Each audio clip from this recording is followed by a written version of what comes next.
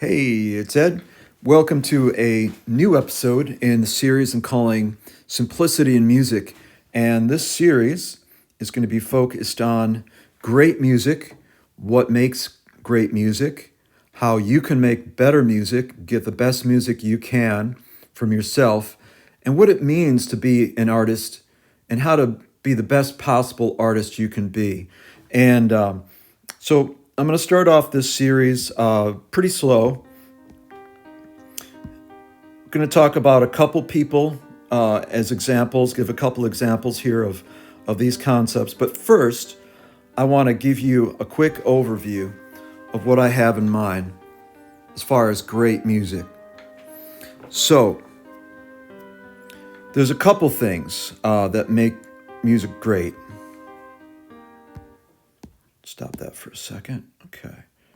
Now, there's a few key elements to it. And that would be, first of all, it's got to tell the truth. It has to be novel. In other words, catchy, or it has to be something memorable that jumps out at you. It's got to have clarity. And it has to have a connection between the artist and the listener. So these are some key elements. This is not everything, but this is all based on my own experience listening to music, listening to interviews, watching music analysis videos, watching videos breaking down songs, all sorts of stuff like that. And these are things that I've extracted over time. And I'm going to go into this in this series. I'm going to start out with some simple stuff and then build on it. So just to make sure this makes sense, truth means the music has to be real. It has to tell a real story. And so it can't just be any truth. It's got to be a truth that has meaning, that is going to make an impression, that somebody's going to be able to connect with. That's connection right there. So it's got to be a story if this is going to be music that other people are going to listen to. It's got to be a story that comes from you, that tells the truth, and that someone else can relate to, and that gives it a way in to them. Because whatever feeling you had that created that music, that feeling will transfer to that person. It might be a different feeling, but that intensity, that truth, that sense of something real, something important, so a story that needed to be told, a truth. Those are the things that are going to get through.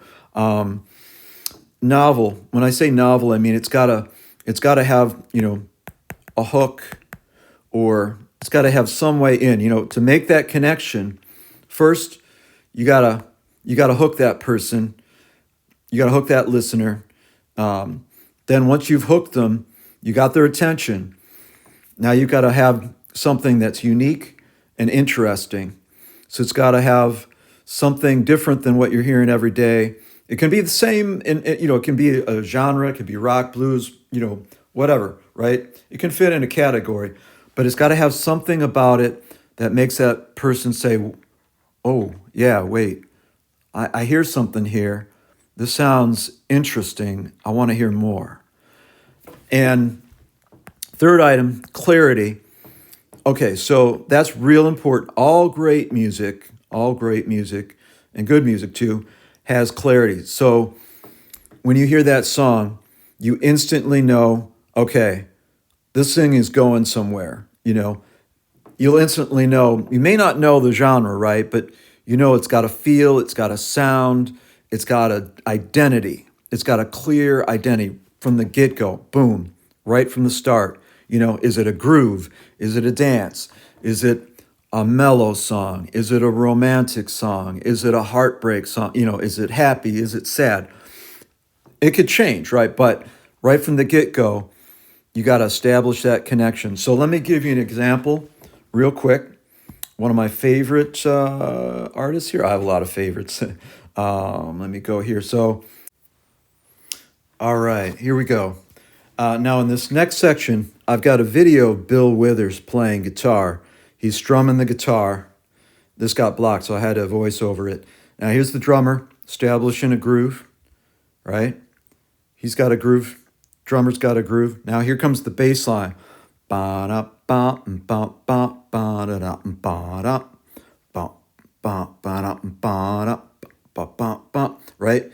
Now, you can go out. I'm going to put a link to the video. Now, look at him. Look at his face. He's sweating. He's in pain. He's singing his heart out. He's singing about being used. It's a song called Use Me. He's being used. He's being mistreated. He's singing about it. Look at it. He's got pain. He's putting that into the music. He's putting everything he's got into the song. Even though you can't hear it, you can see it, right? You probably heard the song. If not, you can go look at the link. So, prime example, right? Bill Withers, right off the bat. He's telling a story. He's been used by a woman, as you find out, I think, later in the song. Novel, hook, that instant, that drum, boom, boom, boom, boom, you know. Then that bass line comes in, ba, ba, ba, ba, ba, ba, da, da. Instantly hook, right? We're in the song. Instantly, you are inside the song. Clarity, right? You know exactly what this is going to be. It's going to be an intense song. It's going to take you on a journey. The guy's suffering. You're going to hear about his suffering, but he's going to tell you something useful, something that you can relate to as a person. Connection. This has got everything. Is a connection heartbreak? Everybody's had a relationship with heartbreak of one shape or form, right? Anyone who's an adult, and certainly, instantly, you know, this is a song about heartbreak, about mistreatment, right? Loss, love, all the things that we understand as human beings that make us who we are. So it's hit all these things. 30 seconds into the song, we've hit it all. The rest is just filling it in, taking you on that journey. So right there, that's your great stuff right there, instantly. Now, let me give you an example here of something I put together, not anywhere near what Bill Withers can do, but I got a little story I want to tell you, and I'm going to tell you through music. I want to give you a little background on me and what I feel I'm about and what my sense in music is. So I'm going to play a little clip for you and let it run in the background here while I get the next slide ready.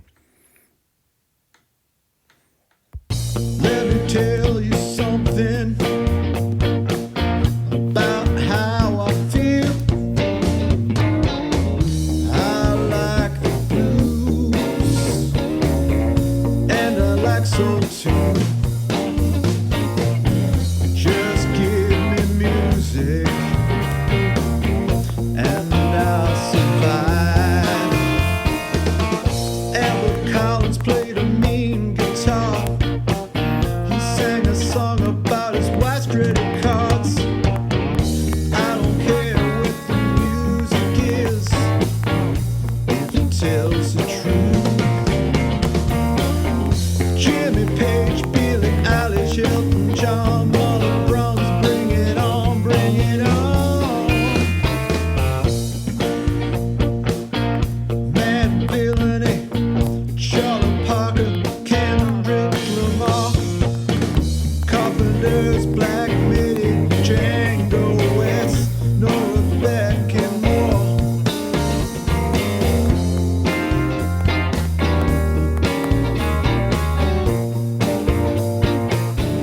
All right, so next slide. All right, I want to talk about music creation, okay? So when you're creating music, this is just some of the topics that I'm going to cover, but I'm going to break it up. This might span into other episodes, but I want to kind of lay it out for you here. So when you're creating music, this is my view again. I'm not a musician out in the field touring. I'm not a successful artist with thousands of sales. I got a few songs on SoundCloud. I got a couple things on YouTube. I got a few decent comments. I got a few likes. That's it. But I'm having a great time. I'm loving it. I'm having the best time making music, creating music, getting better at it. And it's a fantastic journey, and I'm loving every minute of it. So that's where I'm coming from. So I want to talk about some of the elements of music creation that are key to creating good music, great music, and that is motifs. In other words, you've got to have some sort of musical structures. For example, Beethoven, Symphony Number 5. I think we've already heard it. All heard it, right? Beethoven Number 5. Ba-da-da-dum, ba-da-da-dum, right? Motif, right out of the gate. Unforgettable. You can think, riffs, same thing. Those are the same thing. Riffs are also motifs. Now, you don't have to hit it out of the gate, but there needs to be something in there that people can latch onto, that they can hang on to in these songs. Something that they're going to want to come back for. It's going to come up. This motif's going to come up, and they're going to be waiting for it to come back. Right? You're going to hit them with the motif. You're going to go da da da da da da da. Go somewhere else. Then they're going to be waiting for it to come back. Bam, comes back. Verse, chorus, that sort of thing. They're going to be waiting for that chorus. The motif's going to be an essential part of that. Smoke Onto the Water. Bum, bum, bum, bum, bum, ba-da, bum, bum, bum, bum, bum. That's a terrible rendition, but I think you get the point, right? Okay. Simplicity, another key element. All great music, you might think, great music is super complex, right? Well, it might appear to be super complex, and maybe it is, but underneath, the simplicity is what holds everything together. Simplicity is the glue that holds everything together. Besides the greatest arias of Mozart, symphonies of Beethoven, all this fantastic music that's out there, when you break it down, it's all basically bits and parts fit together in different ways, but there's all connections between all parts of it so that you can hang on to this music. People can't follow stuff that's too complicated. So what they do is they take layers, and then they basically throw it at you. They throw these motifs at you, and then they weave them in. You don't even notice it, but they weave these little motifs throughout the music. They invert it. They flip it. They change it up. They move the motifs from the trumpets into the strings, into the brass. All sorts of things are going on there, but there's this underlying simplicity. And everything that's there's repetition. That's another piece of it. There's also got to be a beat. There's got to be a tempo. There's got to be a fabric in time that holds it together, that carries people along. That beat's going to tell them, okay, this is where we're going. We can speed up, it can slow down, but it's going to keep things moving along. People can sense, okay, where are we at, right? Where are we at? Where are we going? Oh, we're going somewhere. Okay. And then that beat's going to be the thing that holds everything in place in time. Variation, very important. You got to have some variation in your song. You got to start out with something, get the attention of the listener, but then you're going to have to vary it throughout. And that's going to be combined with the repetition, the simplicity, the beat, the motifs. These are all going to fit together. No fluff. That's something else. So all great music has zero fluff or almost no fluff, because basically what that means is that, let's say there's 10 tracks or whatever, what have you, right? All these tracks, right? In the music, you got drums, you got bass, you got melody, right? You got backup singers maybe, right? You got trombones, brass instruments, whatever, strings, you name it, right? All these different things. And each one of these things plays an essential role in the song. Take one away and it wouldn't be the same. If you add to it, it wouldn't be the same. Great songs have the perfect balance between all these elements. There's no fluff, there's no excess, there's nothing missing. It's just right. It's the perfect combination of things. So what you have to be careful of is when you start adding things, you're either going to be going this way or this way when you're adding to your song. Either it's going to increase in interest or it's going to decrease the interest and going to water things down. So everything you add, you got to make sure that when you start adding things, when you start putting things in there, it's got to build. It's got to build. It's got to build. It's got to build. It's got to build. And if it doesn't build, then you're just diluting it. That's going to take away all this good stuff that you built. If you start adding stuff that doesn't enhance it, it's going to dilute it, just like pouring water into, a drink, a coffee, whatever. It's going to dilute it, right? It's not. You're going to taste it, and it's going to be like, where's the flavor, right? So these are all essential things. So let me jump over here to a song that I want to show a demo of to get across one of these points, and I think then we're probably going to take a break until the next episode.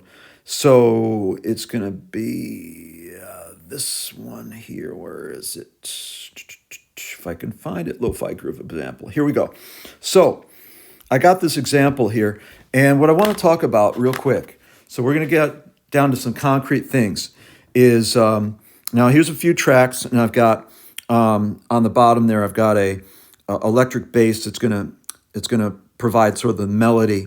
I don't have an actual high melody. It's just got the bass sound. It's gonna be kind of a lo-fi song. Now, what I'm gonna play first is this track with an arpeggiated melody. Basically, I ran the arpeggiator in GarageBand to create this, and it's going to be very, very bland. So what I want to give you an example of here is the difference between music with personality, where there's been some variation, some thought, some interest put in there, versus something that's just checking the boxes. Yeah, it all fits together. It all fits nicely. It goes together. It's great, but it doesn't tell a story, has no personality. So this is going to be a quick example. So let's kick this off here.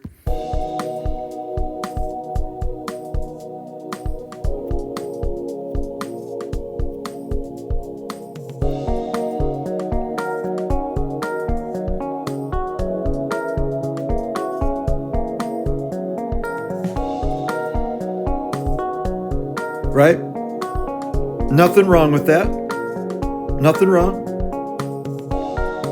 Nothing offensive. No wrong notes, right? It's a lo-fi song, so it's not going to be super interesting. There's not a lot of chord changes going on here, right?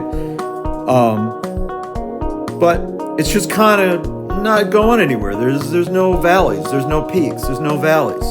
Now, let's compare that with the same instrument.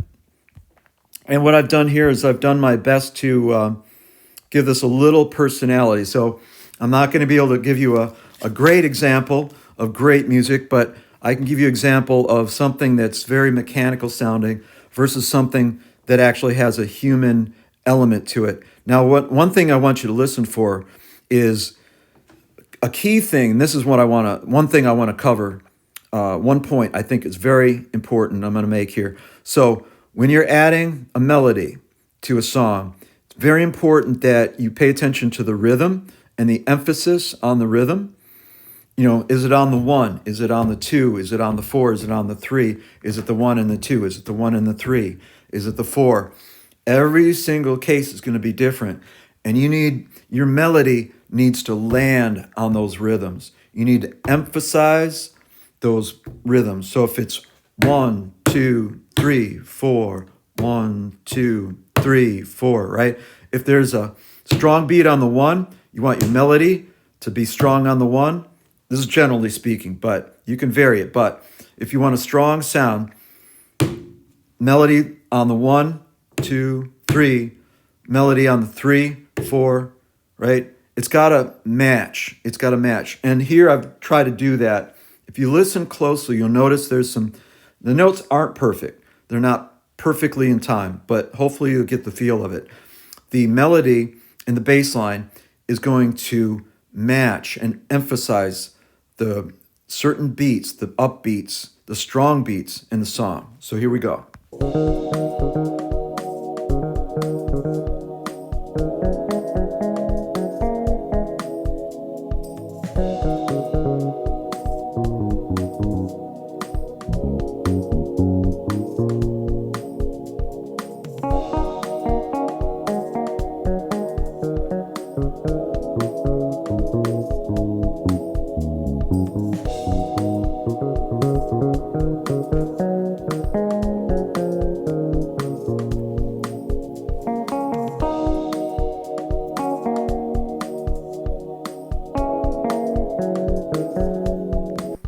All right, so let me just give you an example here. So see, I'm playing, let me just try playing this a little bit.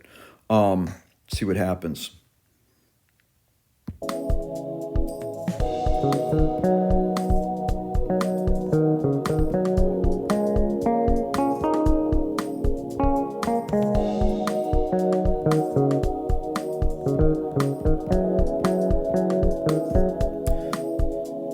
See, even if you hit just the melody on the beats, even if you don't do a whole lot with the melody, you can make it work.